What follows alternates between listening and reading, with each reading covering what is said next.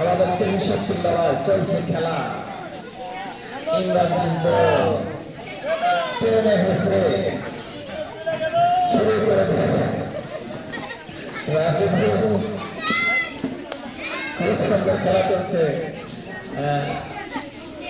আসলে দেখা যাক খেলা চলতে পারে।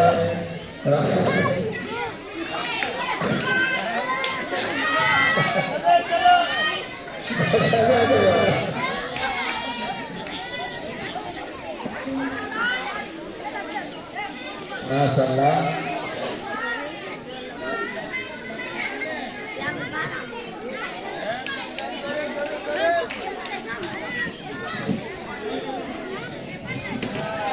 আর কিন্তু সবাই আছে, কষ্ট করে জিততে হয়, পরিশ্রম করে জিততে হয়।